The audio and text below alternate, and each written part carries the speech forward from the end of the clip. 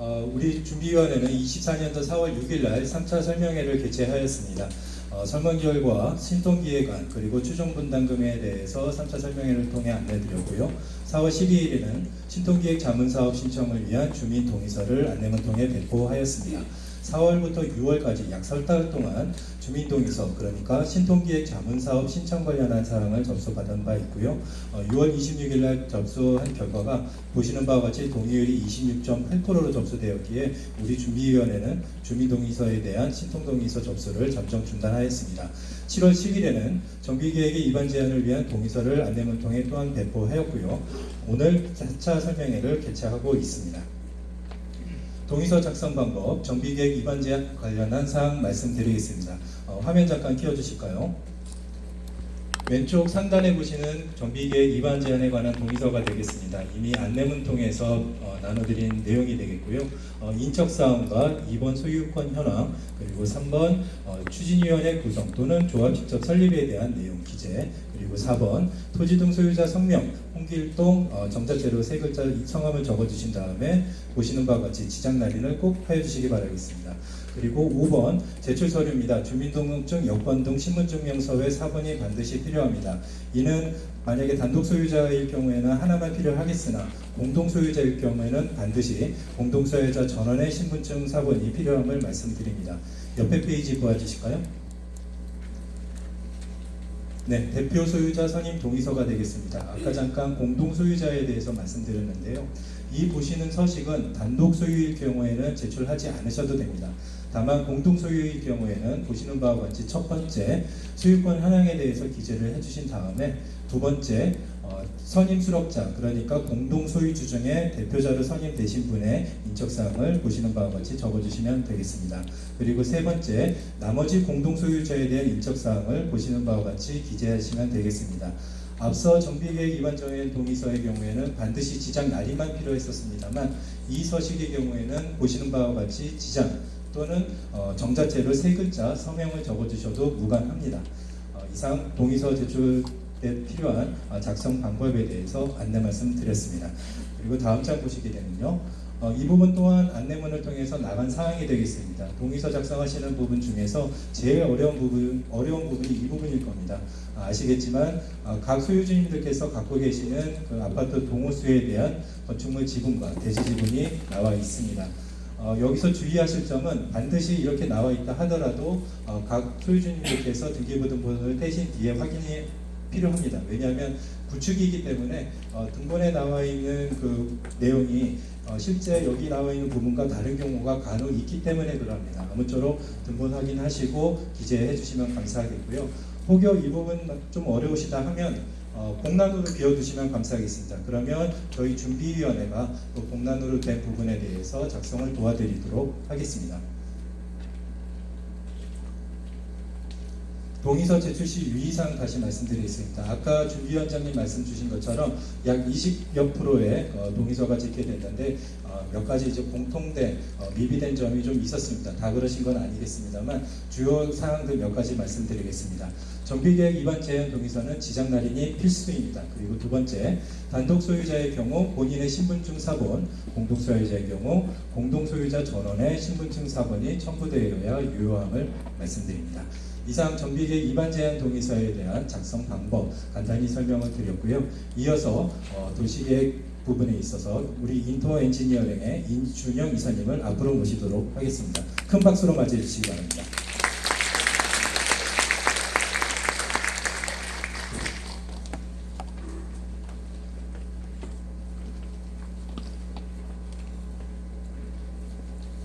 네, 다시 인사드리겠습니다. 본 정비계획을 수립하고 있는 인토 엔지니어링의 이준형 이사입니다.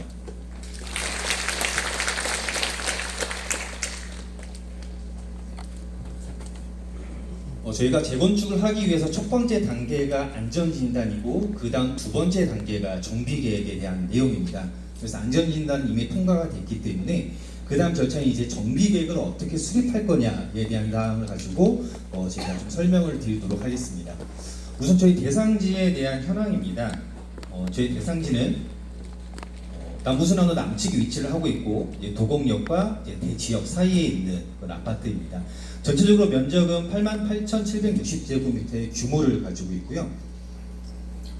저희 단지 같은 경우에는 총 1,140세대의 분이 거주를 하고 계십니다. 동수로는 총 17동이 있고 주거동은 14동, 그리고 상가 등 비주거동이 총 3개 동이 있습니다. 대부분 31평, 45평, 55평, 65평 등 큰 평형대로 이루어졌기 때문에 저희가 향후에 재건축 시 신축되는 건축 계획은 저희가 1대1 재건축이라는 구분으로 저희가 좀 진행하고자 하는 계획들입니다. 정비 계획에 있어서 가장 중요한 상위 계획은 어떻게 되어 있는지에 대한 부분입니다. 먼저 저희 사업 지구 같은 경우에는 2011년에 서울시에서 지구 단위 계획이라는 것을 수립을 했습니다. 지구 단위 계획은 사업 계획은 아니고 이 도시를 어떻게 관리할 것이냐에 대한 가이드를 주는 방향성입니다. 그렇기 때문에 저희 단지 같은 경우에는 향후에 재건축을 할 때 이 계획에 맞춰서 계획을 하라라는 그런 지침적인 성격이고요. 도곡역 근처에는 광장시설을 설치를 하고, 그리고 양재천변 주변에는 공원을 설치해라라는 시설 계획이 잡혀 있습니다. 그리고 남부순환로변에는 사람들이 많이 지나가기 때문에 단지로 담장을 설치하지 말고 연도형 상가, 즉 상가를 많이 배치를 해서 가로가 활성화될 수 있게끔 해라라는 지침들이 있었고요. 그리고 양재천변 교판 부분에는 아파트로 둘러싸여지는 그런 담장 형태, 폐쇄적인 형태가 아니라 양재천으로 봤을 때 이 아파트 너무 이쁘다, 인면이 되게 아름답다, 되게 특별하다라는 특화 배치 구간을 설치하도록 되어 있습니다. 그리고 단지 내에는 이 부분이 길기 때문에 주변에서도 사람들이 자유롭게 이용할 수 있는 단지 내 보행 동선 체계를 구축하라는 그런 성격도 있고요. 그 안에는 좀 오픈 스페이스, 좀 열린 공간, 즉 광장 형태에 대한 사항을 조성해라라고 지구 단위 계획으로 지침이 결정되었습니다. 그래서 이 부분을 가지고 이제 저희가 어떠한 계획을 수립할 거냐에 대한 사항인데, 먼저 그럼 연도형 상가가 뭘까요? 라는 그런 부분도 많은 질문을 많이 하세요. 그래서 연도형 상가 같은 경우에는 단지 내 조그만 상가가 아니라 길변으로 쭉 길다랗게 있는 상가를 제가 연도형 상가라고 표현을 하고, 나중에 계획할 때 저희가 남부순환로변으로 건축 배치 시 일정 구간에는 저희가 이렇게 상가가 배치될 수 있게끔, 길다랗게 상가가 배치될 수 있게끔 계획을 하고자 하는 내용입니다. 그리고 두 번째로서는 양재천변의 특화 배치 구간이라는 게 뭔가요? 라고 할 수 있는데, 양재천변에 너무 높은 40층, 50층짜리 건물이 있을 경우에는 그 이명부에 있는 건축물들은 양재편을 이제 조망할 수 없는 그런 상황이다 보니까 양재천변으로는 최대한 좀 중저층으로 깔고, 그 부분이 일반적인 판상형의 무미건조한 배치가 아니라 이런 테라스 형태들, 좀 인면을 다양화할 수 있는 공간을 만들어라 라고 지침이 내서졌습니다. 그래서 우리 단지 옆에 있는 이제 미도, 대치미도 아파트 같은 경우에도 거기는 이제 지금 정비계획 결정 단계인데, 그 단지 같은 사례를 보더라도 저층에는 이런 테라스가 이제 조성될 수 있게끔 배치를 하고, 또한 이 부분도 한 15층에서 20층 사이로 중저층으로 배치를 했습니다.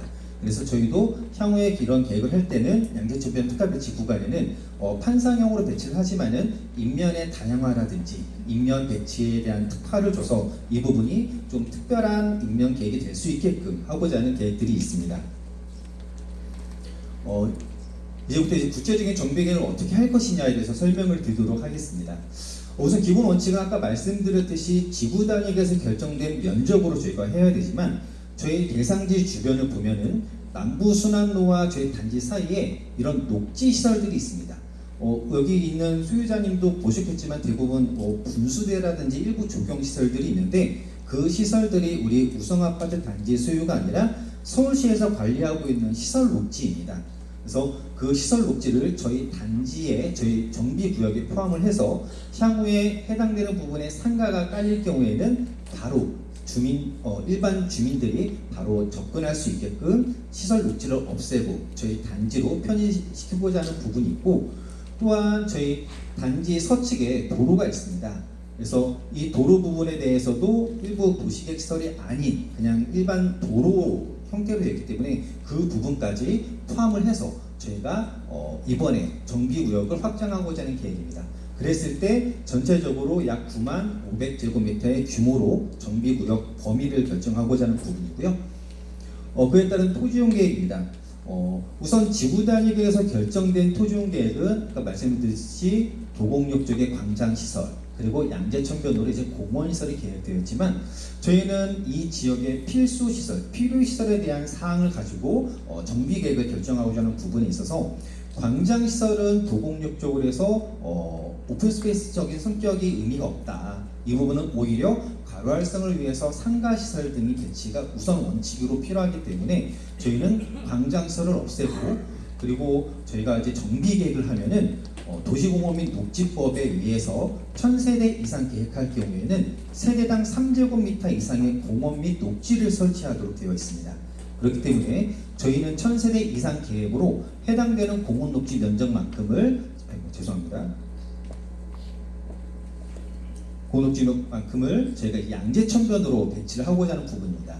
그래서 저희가 유인물에 보시면은 아마 공원시설이 이렇게 남측으로 배치된 것도 있고 아니면은 이 성경아파트 쪽으로 배치된 것도 있을 거예요. 하지만 저희가 이 배치에 관한 사항은 아직 구청과 시청의 사전 협의 단계이기 때문에 이 공원의 형태라든지 위치 이런 것들을 협의 과정에서 좀 같이 조율을 해야 되는 부분입니다. 하지만 저희가 지금 계획으로서는 그나마 좀 대체적으로 문제가 없고 향후에 저희 소유자님께서 입주를 할 때도 최대한 현재 거주하고 계신 분의 위치에 입주할 수 있는 배치가 되도록 하고자 한다면은 좀 공원을 성경아파트 쪽보다는 이런 양재천변으로 해야 좀 배치에 대한 효율성이 있을 것 같다라고 판단을 해서 좀 저희가 이렇게 좀 제안하고자 하는 부분입니다. 그리고 여기 사회복지시설이 있는데 이 지역에 이제 어린이 복지시설, 즉 어린이 놀이터라든지 어린이 키즈파크 같은 게 현재 서울시에서 많이 추진하고자 하는 보육 정책입니다. 그렇기 때문에 어린이 키즈카페 등이 저희가 도입될 수 있도록 사회복지시설에 대한 신설을 했고 이 역시 저희가 제안하고자 하는 부분이고 해당되는 부분은 관련 부서 협의를 통해서 이게 사회복지시설이 될지 아니면은 뭐 다른 문화시설이 될지 아니면 기타 다른 시설이 될지에 대한 여부는 그때 협의 과정에서 변경될 수 있다는 점 다시 유의 부탁드리겠습니다. 그에 따라서 전체적인 면적을 보시면 정비 기반 쓸 시설 등에 대한 면적이 전체 약 8% 정도 되고요. 저희 공동주택으로 건립하는 부지 면적은 전체 면적의 92% 그래서 약 83,389제곱미터의 대지 면적으로 저희 계획하고자 하는 계획입니다. 그리고 지침적인 성격으로서는 앞서 말씀드렸듯이 지구단위 계획에서 정한 연대용 상가 배치 구간이 배치가 되고요. 남측으로는 양재천변에 대한 인면 특화 배치 구간이 설정될 수 있게끔 지침으로 제시를 하였습니다. 용도지역 같은 경우에는 3중 일반 주거지역 그대로 유지를 하는 거고요. 다음에 도시계획시설 같은 경우에도 토지용계획에 맞춰서 저희가 남측의 소공원시설과 사회복지시설을 신설하고 북측에 있는 이 경관독시설은 저희가 삭제하는 것, 폐지하는 걸로 계획을 하고자 하는 내용들입니다. 그에 따라 전체적인 종합 지침 내용입니다. 정비계획 결정사항으로서는 앞서 말씀드린 바와 같이 전체 구역 면적은 9592제곱미터, 저희 획지는 88,389제곱미터, 그리고 용적률은 저희가 295%, 그리고 최고 높이는 49층 이하로 계획하고자 하는 내용들입니다. 이에 따라서 건축계획입니다. 이런 토지용계획이 결정되면 그렇다면 건축계획을 어떻게 할 거냐. 근데 이 건축계획은 정비계획을 하기 위한 건축계획, 대략적인 계획 아닙니다. 구체적인 건축계획은 정비계획이 고시가 되고 나서 구체적인 건축 심의를 통해서 건설계를 통한 건축계획이 확정되는 거고 본 계획은 건축 심의를 하기 전에 정비계획 단계에서 대략적인 건축계획은 이렇게 나옵니다라는 것을 알려드리기 위한 계획입니다. 그래서 이 건축계획도 향후 협의 과정에서 바뀔 수 있고 최종적인 거는 정비구역 고시 이후에 건축심의 단계에서 최종적으로 결정되는 내용이다라는 거 다시 한번 알려드린 내용들입니다. 건축기호에 대한 주된 내용은 전체적인 연면적은 약 46만 제곱미터, 지상은 24만 7천 제곱미터의 규모이고요. 용적률은 295%, 그에 따라서 전체 세대수는 1632세대입니다. 규모로서는 지하 3층부터 지상 49층까지 계획을 하는 계획이고요. 주차 대수는 세대당 2대 이상 확보할 수 있도록 계획을 하였습니다. 구체적인 주택 규모별에 대한 비율을 보면은 일단 저희는 아까 말씀드렸듯이 저희가 1대1 재건축이라고 말씀드렸습니다. 1대1은 현재 소유하고 계시는 평형이 그대로 유지가 되는 상황입니다. 그래서 현재 평형 그대로 거주하고 있는 세대수분이 다 조합원 분양으로 가는 내용이고요. 나머지 부분에 대해서는 저희가 일반 분양이 264세대, 그리고 임대주택은 228세대입니다. 그렇다고 갑자기 임대주택은 왜 나오냐라는 계획도 있을 텐데, 저희가 일반적으로 정비계획으로 결정할 수 있는 용적률의 범위는 250%입니다. 하지만 현재 서울시에서는 정비계획을 하면서 일반 다른 임대주택도 공급을 해라라는 정책적 부분이 있기 때문에 그 부분을 주는데 서울시에서 그냥 확보하라면 안 주기 때문에 법적 상한 용적률이라는 걸 줍니다. 법적 상한 용적률이 뭐냐면 250% 지역이나 여기를 그냥 기부 체납 없이 300%까지 주겠다. 다만 증가된 용적률의 절반, 즉 250에서 300이 가면은 50%가 늘어나니 50%의 절반인 25%에 해당하는 용적률만큼은 임대주택으로 공급을 하고, 나머지 25%는 우리 조합이 일반 분양을 해서 사업성을 더 증가시켜라 라는 게 주된 원칙입니다. 그렇기 때문에 저희도 250%에서 저희 계획이 295%이기 때문에 이 중에 절반이 약 27%죠. 27.5% 정도, 아니 22.5%가 네, 그 임대주택으로 가는 계획들입니다. 이 부분은 이제 현황 배치이고요. 현황 배치에는 대부분 판상형으로 되어 있습니다. 하지만 저희가 이 부분 이제 어떻게 계획을 할 거냐 하면, 우선 저희 제준이 측에서 한번 저희 소유자님께 그 배치에 관한 기본 원칙이라는 안내문을 배포를 해드렸을 거예요. 그 이유가 뭐냐면은 현재 양재천변 조망이 가능한 단지는 계속 양재천 조망한 단지에 입주할 수 있게끔 하고, 그리고 기본 도로변에 계시는 분은 향후에도 입주를 할 때도 도로변에 입주를 할 수 있게끔 그런 배치를 했습니다. 그리고 이런 센터의 가장자리에 계시는 분도 향후 입주할 때도 최대한 그 근처에 입주를 할 수 있는 그 위치적 성격으로 저희가 배치를 했고, 그러다 보니까는 양재천변과 여기 늘법공원의 부분은 이제 판상형으로 배치가 되는 상황이고요. 나머지 그 도로변과 중앙부에 있는 부분은 저희가 그 타워형으로 저희가 배치를 한 상황입니다. 그리고 현재 여기 이제 상가 부분이 있고요. 아까 제가 말씀드렸듯이 남부순환로변은 이제 연두용 상가가 배치가 된다고 했잖아요. 그렇기 때문에 여기에 상가가 배치가 되고, 또 여기도 현재 있는 상가 위에 일반 분양 아파트가 이제 같이 입지가 될 수 있게끔 그런 배치 계획을 하였습니다.